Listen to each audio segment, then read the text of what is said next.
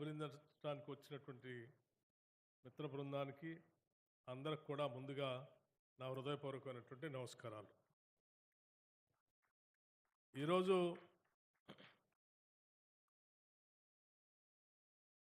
Junior assistant computer ఆపరేటర్స్గా Telangana రాష్ట్ర ప్రభుత్వానికి సంబంధించిన ఎన్పిడిసిఎల్లో 92 మందికి నియామక పత్రాలు అందజేసుకుంటున్నాం. అట్లాగే ట్రాన్స్కోలో కూడా కంపాషనేట్ అపాయింట్మెంట్ కోసం 20 మందికి అపాయింట్మెంట్ లెటర్స్ ఇస్తూ ఉన్నాం. ఈరోజు ఇచ్చే 92 మంది 20 మంది వారు భవిష్యత్తులో కొన్ని దశాబ్దాల పాటు ఈ శాఖల్లో రాష్ట్ర ప్రజలకి సేవ చేసేటువంటి అవకాశం రాష్ట్ర ప్రభుత్వం కలిగిస్తూ ఉంది. అటువంటి అవకాశం పొందుతున్న మీ అందరికీ ముందుగా రాష్ట్ర ప్రభుత్వం తరఫున నా హృదయపూర్వకమైనటువంటి అభినందనలు తెలియజేస్తూ, భవిష్యత్తులో మీరు మంచి పేరు తెచ్చుకోవాలని, నిబద్ధతతో మీ శాఖకి పేరు ప్రతిష్టలు తేవాలని చెప్పి నేను మనస్ఫూర్తిగా కోరుకుంటున్నాను. ఈ ఉద్యోగాలు ఇచ్చేటువంటి పర్వం ప్రత్యేక రాష్ట్రం ఏర్పడిన తర్వాత 10 సంవత్సరాలు రాష్ట్రంలో ఉన్నటువంటి నిరుద్యోగ యువతీ యువకులు ఆశపడ్డారు. కానీ ఆ 10 సంవత్సరాలు కూడా ఈ రాష్ట్రంలో ఉన్న నిరుద్యోగ యువతీ యువకులకి ఆశలు నెరవేరలేదు. చాలా సంవత్సరాల నుంచి పబ్లిక్ సర్వీస్ కమిషన్ సంబంధించి గ్రూప్ 1 పరీక్ష రాయాలని, దానికోసం రాష్ట్ర నలుమూల నుంచి హైదరాబాద్ వచ్చి ప్రిపేర్ అయ్యి 10 సంవత్సరాలు వయసు అయిపోయింది తప్ప ఆ పరీక్ష మాత్రం రాయలేనటువంటి పరిస్థితుల్లో నెట్టివేయబడ్డారు వాళ్ళు.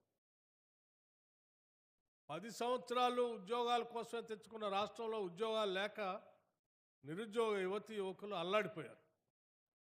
వారందరూ పెద్ద ఎత్తున పోరాటం చేసి రాష్ట్రం తెచ్చుకున్న లక్ష్యాలు నెరవేరాలి అని అంటే ఇందిరమ్మ రాజ్యం వస్తే తప్ప ఆ లక్ష్యాలు నెరవేరవని చెప్పి పెద్ద ఎత్తున మీరందరూ నడుం బిగించి ఈరోజు ప్రజాప్రభుత్వం ఇందిరమ్మ రాజ్యాన్ని తెచ్చుకోవటం మీ అందరికీ తెలిసిందే. మీరు తెచ్చిన విషయం కూడా ఈ సందర్భంగా మీ అందరికి కృతజ్ఞతలు కూడా తెలియజేస్తా ఉన్నాను.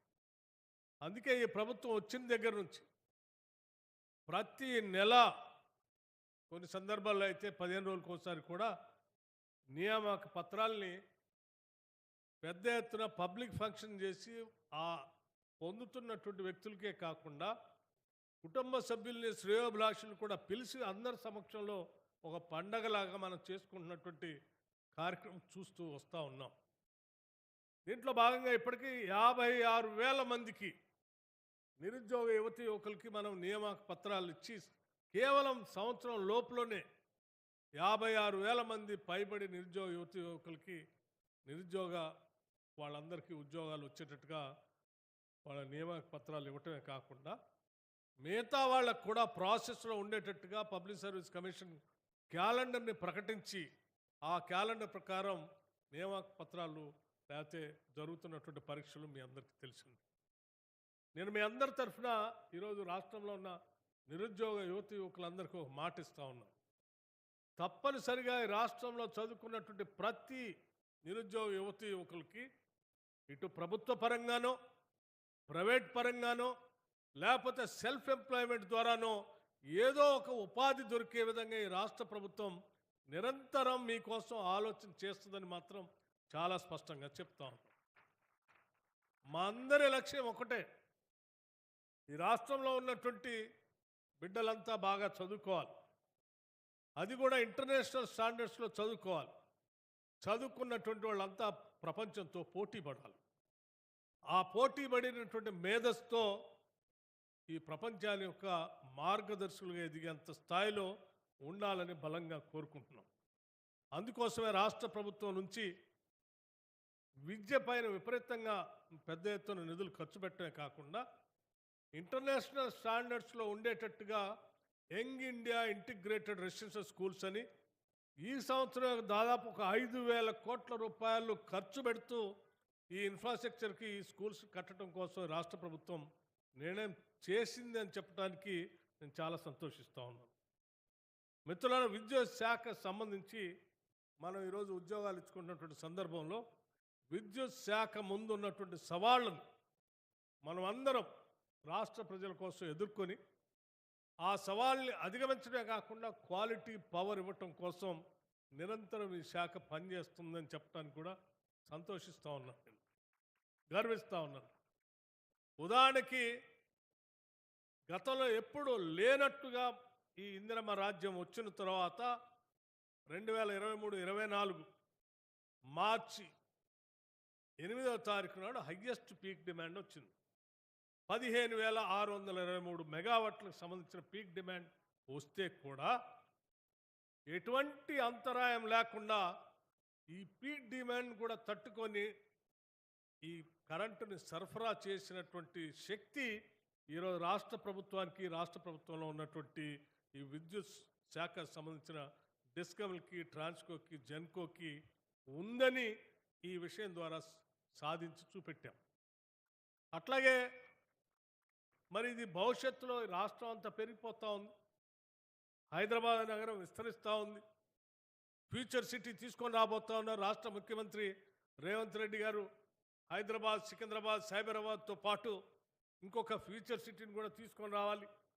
దాంట్లో పెద్ద ఎత్తున ఆర్టిఫిషియల్ ఇంటెలిజెన్స్ ఉండాలి. దానికి సంబంధించినటువంటి సెక్టార్ అంతా రావాలి.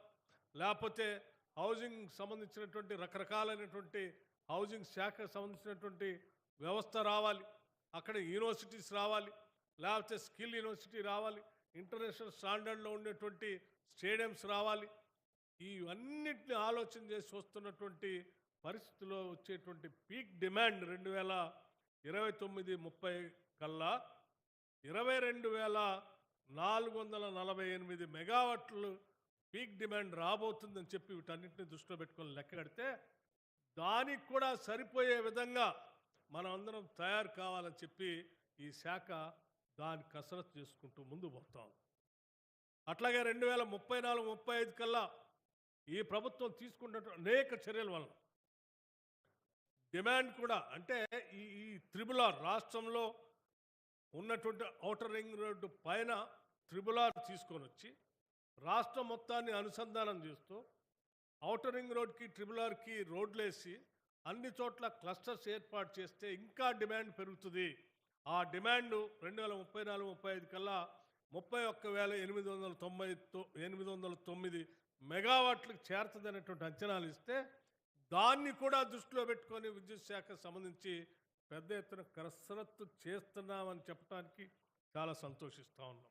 అంటే మేము భవిష్యత్తులో కూడా పెరుగుతున్నటువంటి డిమాండ్కి క్వాలిటీ పవర్ ఇవ్వటమే కాదు, దీనికి కావాల్సిన విధంగా మనం ఏర్పాట్లు కూడా చేసుకోబోతున్నాం అని చెప్తూ, దాంట్లోతో పాటు ఉన్నటువంటి థర్మల్ పవరే కాకుండా నాన్ కన్వెన్షనల్ ఎనర్జీల్లో కూడా ఈరోజు ప్రపంచం అంతా క్లీన్ అండ్ గ్రీన్ ఎనర్జీకి వెళ్ళిపోతాం.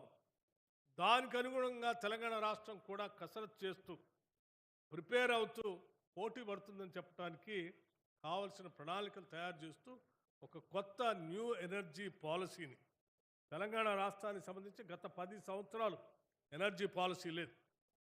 ఎనర్జీ పాలసీ లేపబట్టే దేశం అంతా కూడా సోలార్ ఎనర్జీ కానీ, లేకపోతే పంప్ స్టోరేజ్ ఎనర్జీ కానీ, లేకపోతే ఫ్లోటింగ్ సోలార్ కానీ, హైడ్రోజన్ పవర్ కానీ, ఇటు రకరకాలైనటువంటి పవర్కి సంబంధించినటువంటి వ్యవస్థలు వస్తూ ఉంటే ఇక్కడ అసలు దాని గురించి పట్టించుకొని నాదుడే లేకుండా పోయాడు.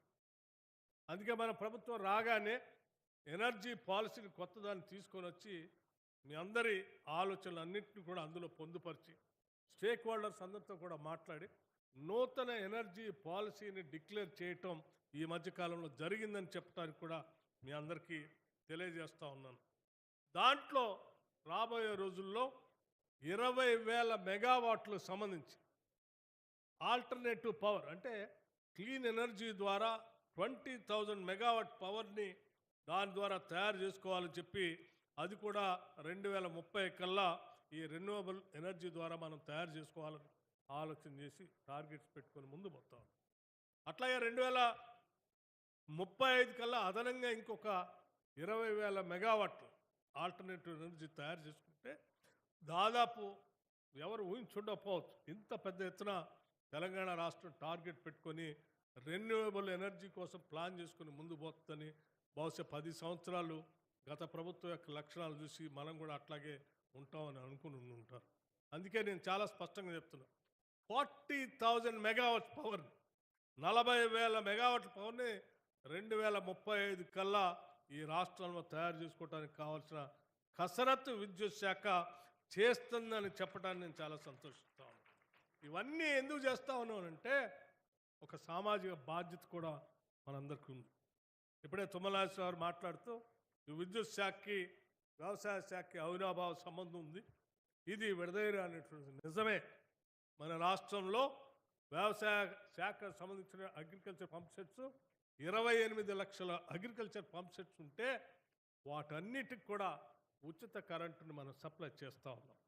2004 ఆనాటి కాంగ్రెస్ ప్రభుత్వం రాష్ట్ర ముఖ్యమంత్రిగా కాంగ్రెస్ ముఖ్యమంత్రిగా డాక్టర్ వైఎస్ రాజశేఖర రెడ్డి గారు ఉన్నప్పుడు దేశంలో ఎక్కడా ఏ రాష్ట్రంలో కూడా ఇవ్వలేనటువంటి పరిస్థితిలో మన రాష్ట్రంలో రైతులకు ఉచితంగా కరెంట్ ఇవ్వాలని చెప్పి ఒక ఛాలెంజ్గా తీసుకొని ఆనాడు మొదలుపెట్టినటువంటి ఉచిత కరెంట్ని ఈరోజు ఇంకా పెద్ద ఎత్తున క్వాలిటీ పవర్ ఇస్తూ ముందుకు పోతా ఉన్నాం.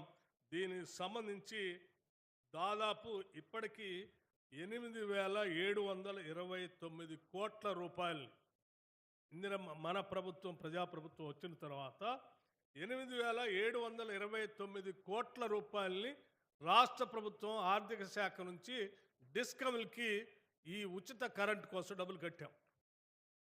ఇది ప్రతి నెల ₹1 కూడా బాకీ లేకుండా డబ్బు కడతా ఉన్నాం. చాలామంది ఉచిత కరెంట్ ఇస్తున్నాం అంటే ఆ విద్యుత్ శాఖ మీద వదిలేస్తున్నాం అని కాదు, రాష్ట్ర ప్రభుత్వం నుంచి ప్రతి నెల డబ్బులు కడతాము. అట్లాగే వాటితో పాటు ఈరోజు 200 యూనిట్ల వరకు ఉచిత కరెంట్ ఇస్తున్నామని చెప్తా ఉన్నాం. మార్చి 1వ తారీఖు నుంచి 200 యూనిట్ లోపల పవర్ వాడుకునేటువంటి వాళ్ళందరికీ ఉచిత కరెంటు ఇస్తూ ఉన్నాం. దీనికి సంబంధించి 1,485 కోట్ల రూపాయలు ఇప్పటికీ కరెంటు శాఖ విద్యుత్ శాఖకి రాష్ట్ర ప్రభుత్వం ఆర్థిక శాఖ నుంచి ప్రతి నెల 148 కోట్ల రూపాయల లెక్క 1,485 కోట్ల రూపాయలు ఇప్పటికీ మనం విద్యుత్ శాఖ కట్టాము. ఈ రకంగా విద్యుత్ శాఖ వ్యవసాయ శాఖకి పేద బడుగు వర్గాలకు ఇచ్చేటువంటి ఉచిత కరెంటుకి రాష్ట్ర ప్రభుత్వం నుంచి డబ్బులు కడుతూ విద్యుత్ మళ్ళీ క్వాలిటీ పవర్ కూడా తగ్గకుండా ముందు చేసుకుంటూ పోతూ ఉన్నాం.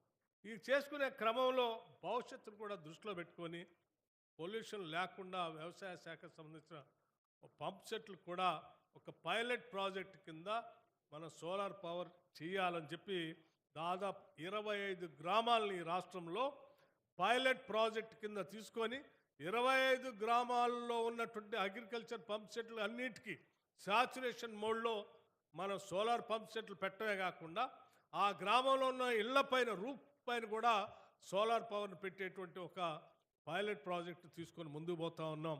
కొద్ది రోజుల్లోనే వాళ్ళు దానికి కూడా టెండర్ పిలవబోతూ ఉన్నారు. అట్లాగే మరి నేను ఈరోజు పేపర్లో ఎక్కడో చదివాను, ఒక ఆయన 10 సంవత్సరాలు గత ప్రభుత్వంలో మంత్రిగా పనిచేసి చాలా నేనే అంతా హైదరాబాద్ అభివృద్ధి చేశానని చెప్పుకునేటువంటి మంత్రి గారు మాట్లాడుతూ ఈ ప్రభుత్వం ఇందిరమ్మ రాజ్యం వచ్చింది, చాలా గ్యారంటీలు ప్రకటించింది, ఆ ప్రకటించిన గ్యారంటీల్లో అర గ్యారంటీ మాత్రమే అమలు చేస్తూ ఉన్నారు, ఏమీ చేయట్లేదని చెప్తా ఉన్నారు. అంటే ఈ 10 సంవత్సరాల పాలనను కాకుండా గతంలో కూడా అబద్ధాల మీదనే పుట్టినటువంటి ఆ రాజకీయ పార్టీ మొత్తం 10 సంవత్సరాల అబద్ధాలనే ప్రచారం చేసుకుంటూ ఉన్నది లేనట్టుగా లేనిది ఉన్నట్టుగా భ్రమలు కల్పించి బతికినటువంటి ఆ రాజకీయ పార్టీకి సంబంధించిన నాయకత్వం ఇప్పుడు కూడా అట్లాగే భ్రమలు సృష్టించి ఈ ప్రభుత్వం మీద బురద జల్లాలనేటువంటి ఒక రకమైనటువంటి ప్రచార కార్యక్రమాన్ని చేపట్టారు. నేను వారికి కూడా సమాధానం చెప్పదలుచుకున్నాను. ఏం చేయలేదు మేము, మీరు 10 ఏళ్ళు చేయలేనటువంటి అనేక సమస్యలు మేము పరిష్కారం చేశాం. 10 ఏళ్ళు మీరు ఈ రాష్ట్రాన్ని అప్పుల పాలు చేసి 7 లక్షల కోట్ల పడి సర్వనాశనం చేస్తే ఆ అప్పుల్లో నుంచి బయటికి తీసుకొని రావడం కోసం రాష్ట్ర ప్రభుత్వం ప్రయత్నం చేస్తాం.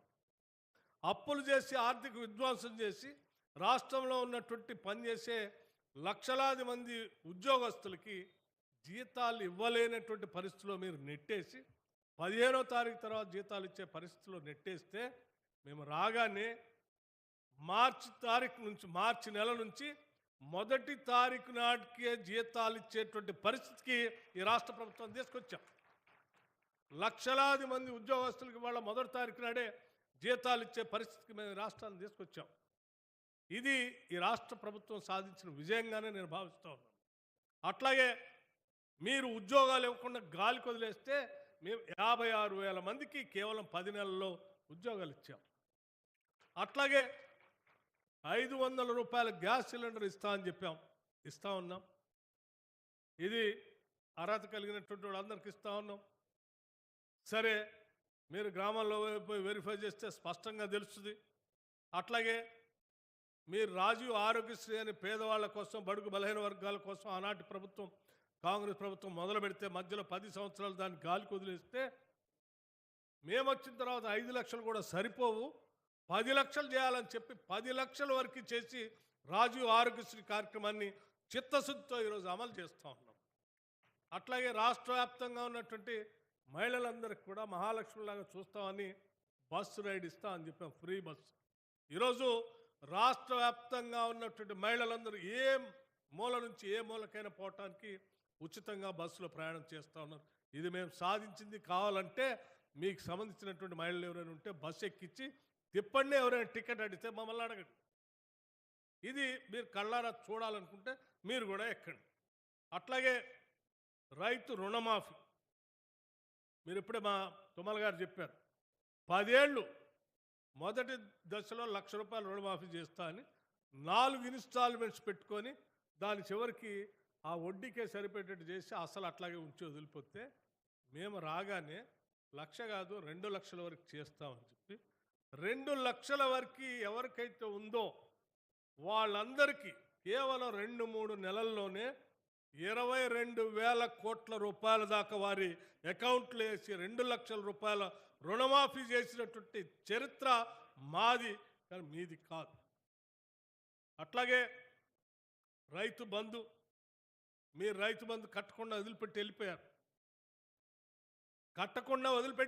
ఎన్నికల కంటే ముందు ఆ సీజన్లో మేము రాగానే మీరు చాలా అడ్డంకి పెట్టడం కోసం ప్రయత్నం చేస్తే కూడా మేము రాగానే రైతు బంధు పేరు మీద 7,625 కోట్ల రూపాయలు ఒకటే రోజు రిలీజ్ చేసి రైతుల అకౌంట్లు అందరికీ పంపించాం. అట్లాగే రైతు భరోసా మళ్ళీ రాష్ట్రం అంతా తిరిగి మేమందరం, నేను కానీ తుమ్మల గారు కానీ లేకపోతే మిగతా మంత్రులు కానీ సబ్ కమిటీలో ఉన్నటువంటి వాళ్ళందరం తిరిగి ఒక అసెస్మెంట్ చేసి ఈరోజు రాష్ట్రంలో ఉన్నటువంటి రైతులందరికీ వ్యవసాయ యోగ్యమైనటువంటి భూములన్నిటికీ రైతు భరోసా ఇవ్వాలని చెప్పి దాదాపు 8,400 కోట్ల రూపాయలు అవుతుందని ప్రాథమిక అంచనా, అది పెరిగి ఇంకా ఎంత పెరుగుతుందో కూడా తెలియదు. ఆ ప్రాథమిక అంచనానే 8,400 కోట్ల రూపాయలు వేయాల్సినటువంటి అవసరం వస్తే దానికి కూడా రెడీ చేసి రేపు 26వ తారీఖు నుంచి ఆ రైతు భరోసా వేసే కార్యక్రమం కూడా చేస్తూ ఉన్నాం. కేవలం భూమి ఉన్నటువంటి వాళ్ళకే కాకుండా భూమి లేనటువంటి వ్యవసాయ కూలీల కుటుంబాలకు కూడా మేము సంవత్సరానికి 12,000 రూపాయలు ఇస్తామని చెప్పాం ఒక కుటుంబం. మేము సంవత్సరాల తరబడి చేయకుండా వెంటనే లెక్క కట్టాం. ఈ రైతు భరోసాతో పాటు ఈ భూమి లేని నిరుపేద వ్యవసాయ కూలీ కుటుంబాలకు కూడా ఇందిరమ్మ ఆత్మీయ భరోసా అని చెప్పి లెక్కగట్టి రేపొద్దున 26వ తారీఖు నాడు మొదటి ఇన్స్టాల్మెంట్ వాళ్ళకు కూడా వేయబోతా ఉన్నాం. అట్లాగే న్యూ రేషన్ కార్డ్స్ మొదలుపెట్టాం. ఇందిరమ్మ ఇళ్ల కోసం కార్యక్రమం చేసి మొదలుపెట్టి ముందుకు పోతా ఉన్నాం. 500 రూపాయల బోనస్, ఒడ్లు అమ్మితే కొనేటువంటి అమ్మే రైతుకి 500 రూపాయల బోనస్ ఇస్తున్నాం. ఇంటిగ్రేటెడ్ రెసిడెన్షియల్ స్కూల్స్కి 5,000 కోట్ల రూపాయలు ఖర్చు పెడుతున్నాం. మీరు 10 ఏళ్ళు హాస్టల్స్ అన్నింటినీ గాలికి వదిలేస్తే ఇవాళ డైట్ ఛార్జెస్ పిల్లల కోసం 40% పెంచాం. కాస్మెటిక్స్ ఛార్జెస్ పెంచాం. సోలార్ పంప్ సెట్స్ మొత్తం మేము ట్రయల్ రూపేణ ఇస్తూ ఉన్నాం. అట్లాగే 7 సంవత్సరాలు ఇంకో విషయం కూడా చెప్తాం. 7 సంవత్సరాలు ఈ శాఖకు సంబంధించి విద్యుత్ శాఖకు సంబంధించినటువంటి ఉద్యోగస్తులకు సంబంధించిన ప్రమోషన్స్ అన్ని పక్కన పెడితే మేము రాగానే ఈ శాఖలో ఉన్నటువంటి వాళ్ళకి 4840 మందికి ప్రమోషన్స్ ఇచ్చి ఆదుకున్నాం. ఇది ఈ శాఖ. విద్యుత్ శాఖ అయితే 35,000 పైబడి ఇచ్చారు ముఖ్యమంత్రి గారు. ఇలా చెప్పుకుంటూ పోతే అనేక కార్యక్రమాలు ఈ రాష్ట్ర ప్రభుత్వం ముఖ్యమంత్రి గారి దగ్గర నుంచి ఈ క్యాబినెట్లో ఉన్న ప్రతి మంత్రి రోజుకి కనీసం 18 గంటలు తగ్గకుండా పనిచేసుకుంటూ రాష్ట్ర అభివృద్ధి కోసం పనిచేసుకుంటూ ముందుకు పోతూ ఉంటే 10 ఏళ్ళు దీన్ని అల్లకల్లోలం చేసి తెచ్చుకున్నటువంటి ఈ రాష్ట్రాన్ని అధోగతి పాలు చేసి ఈరోజు బయటకు వచ్చి ప్రజలంతా చేదరించుకొని బయటికి పంపిస్తే మళ్ళీ తగుదనమ్మా అని చెప్పి ఏదో మీడియా ఉందనో సోషల్ మీడియా మీ చేతుల్లో పెట్టుకొని రకరకాల ప్రచారం చేసే కార్యక్రమం చేస్తూ ఉంటే ప్రజలు నమ్మే పరిస్థితిలో లేరు. మీలాగనే మేము కూడా ఉన్నాం అనుకుంటే పొరపాటు. మేము ఇచ్చినటువంటి మాటకి కట్టుబడి వాటన్నిటిని అమలు చేసుకుంటూ పోతా ఉన్నాం. మీలాగా 3 ఎకరాలు ఇస్తా అని చెప్పి ఇవ్వకుండా గాలికి వదిలేయలే. మీలాగా ఇంటికో ఉద్యోగం ఇస్తా అని చెప్పి మేము వదిలేయలే. మీలాగా నియోజకవర్గానికి కనీసం 1,00,000 ఎకరాలు తగ్గకుండా నిలుస్తాను గాలికి వదిలేదు. మీలాగా మేము దేన్ని వదిలేదు. ఉద్యోగాలు ఇస్తున్నాం, వ్యవసాయ రంగాన్ని చూస్తున్నాం, పరిశ్రమలు చూస్తూ ఉన్నాం, ఇన్ఫ్రాస్ట్రక్చర్ చూస్తున్నాం. చివరికి హైదరాబాద్ నగరాన్ని ఈ సంవత్సరం బడ్జెట్లో 10,000 కోట్ల రూపాయలు, బహుశా హైదరాబాద్ నగర చరిత్రలో ఇంతవరకు ఎవరు పెట్టలే, 10,000 కోట్ల రూపాయలు బడ్జెట్లో పెట్టి ఈ నగర అభివృద్ధి కోసం ముందుకు పోతా ఉన్నాం. ముఖ్యమంత్రి గారు శ్రీధర్ బాబు గారు అటు దావోస్ వెళ్ళి గత సంవత్సరం 46,000 కోట్ల రూపాయలు పెట్టుబడి తీసుకొచ్చారు. ఈసారి 1,00,000 కోట్ల పైబడి పెట్టుబడి తీసుకొని రావడం కోసం ప్రణాళికలు తయారు చేసుకొని వెళ్ళారు. ఎక్కడ చూసినా ఈ రాష్ట్ర అభివృద్ధి కోసం, ప్రజా సంక్షేమం కోసం పనిచేసుకుంటూ ముందుకు పోతున్నాం తప్ప మేము ఎక్కడ మీలాగా విలాసాల కోసం ఈ రాష్ట్రాన్ని, రాష్ట్ర ఆదాయాన్ని ఖర్చు పెట్టలేదు, పెట్టం కూడా. ఈ రాష్ట్రంలో సంపద సృష్టిస్తాం, సృష్టించిన ప్రతి సంపద, ప్రతి పైసని ప్రజలకి పంచుతాం. అదే ఈ ప్రజాప్రభుత్వం యొక్క ధ్యేయం అని చెప్పి మీ అందరికీ నేను సవినయంగా మనవి చేస్తూ ఈ సందర్భంగా మీ అందరికీ నేను చేసేటువంటి మనం ఏంటంటే విద్యుత్ ఉద్యోగులకి, ఆర్టిజన్స్కి, పెన్షనర్లకి పెంచిన డిఏ అంటే కరువు భత్యానికి సంబంధించి మరియు లోన్స్ అండ్ అడ్వాన్స్కి సంబంధించి ఆదేశాలు ఇవ్వటం కూడా జరిగింది. ఇది మీకు నాకు ఆనందాన్ని కలిగించేటువంటి అంశం అని చెప్పి మీ అందరితో నేను ఇది పంచుకోవటం కోసం చాలా సంతోషపడుతున్నానని చెప్పి సవినయంగా మనవి చేస్తూ నేను మరొకసారి ముగించే ముందు మీ అందరికీ నేను ఒకటే విజ్ఞప్తి చేస్తూ ఉన్నాను. ఈ రాష్ట్ర అభివృద్ధి, జీడిపి ప్రతిదీ విద్యుత్ శాఖతోనే ముడిపడి ఉంది. విద్యుత్ శాఖ ఎంత క్వాలిటీ పవర్ ఇవ్వగలిగితే అంత స్పీడ్గా రాష్ట్ర అభివృద్ధి జరగడానికి అవకాశం ఉంటుంది. అందుకోసమే విద్యుత్ శాఖకు సంబంధించిన ప్రతి ఉద్యోగి కూడా నేను ఒకటే విజ్ఞప్తి చేస్తాను. మన జీవితం ఈ రాష్ట్ర అభివృద్ధి కోసం అంకితం చేద్దాం. రాష్ట్ర పురోగతి కోసం, జీడిపి పెంచడం కోసం ఈ రాష్ట్రంలో పుట్టిన ప్రతి బిడ్డ ఇక్కడ తీసుకొచ్చేటువంటి సంపదలో భాగస్వామి కావటం కోసం మన శక్తిని, యుక్తిని ఉపయోగించి విద్యుత్ శక్తిని నిరంతరం సరఫరా చేస్తూ కావాల్సినటువంటి కార్యక్రమం చేపడదాం. దానికోసం మనందరం కంకణబద్ధులై పనిచేయాలని చెప్పి నేను మీ అందరికీ విజ్ఞప్తి చేస్తూ ఉన్నాను. ఆరోగ్య శాఖలో ఏ రకంగా అయితే సమస్య వస్తే 108కి ఫోన్ చేస్తే ఎట్లా స్పందిస్తారో అట్లాగే విద్యుత్ శాఖలో కూడా 1912 అనేటువంటి ఒక టోల్ ఫ్రీ నెంబర్ ఇచ్చాం. రాష్ట్ర వ్యాప్తంగా ఉన్నటువంటి ప్రజలందరికీ ఇక్కడ నుంచే పిలిపిస్తున్నాం. మీకు ఎక్కడ, ఎప్పుడు, ఎక్కడ ఏ సమస్య వచ్చినా టోల్ ఫ్రీ నెంబర్ 1912కి మీరు ఫోన్ చేయండి, సమస్య చెప్పండి. అక్కడ నుంచి సమాచారం రాసుకొని ఆ పరిసర ప్రాంతాల్లో దగ్గరలో ఉన్నటువంటి విద్యుత్ శాఖకు సంబంధించిన అధికారులకు వెంటనే సమాచారం ఇవ్వటం జరుగుతుంది. వాళ్ళు వెంటనే మీ ఇంటికి వచ్చి, లేకపోతే మీ షాప్కి వచ్చి, మీ వ్యాపార వ్యవస్థకు వచ్చి వెంటనే ఆ సమస్యని పరిష్కారం చేసే దిశలో ఈరోజు విద్యుత్ శాఖ ప్రణాళిక తయారు చేసుకొని ముందుకు పోతాం. పోవటమే కాకుండా ఆ సమస్య పరిష్కారం చేయటం కోసం విద్యుత్ శాఖలో ఆ హెల్త్ డిపార్ట్మెంట్లో అంబులెన్స్ పెట్టినట్టు విద్యుత్ శాఖలో కూడా అంబులెన్స్ పెట్టాం. ప్రతి వెహికల్లో కూడా అంబులెన్స్ లాంటి వెహికల్లో ఒక ట్రాన్స్ఫార్మర్, ఒక నిచ్చెన, ఒక వైరు, దానికి కావాల్సిన ఇమ్మీడియట్గా చేయాల్సిన రిపేర్ చేయడానికి కావాల్సిన అన్నింటినీ కూడా ఆ బండిలో పెట్టి అవి నిత్యం తిరుగుతూనే ఉంటాయి. మీరు 1912కు ఫోన్ చేయగానే ఆ దగ్గరలో ఉన్నటువంటి బండికి ఎమ్మటే మెసేజ్ ఇస్తే ఆ బండి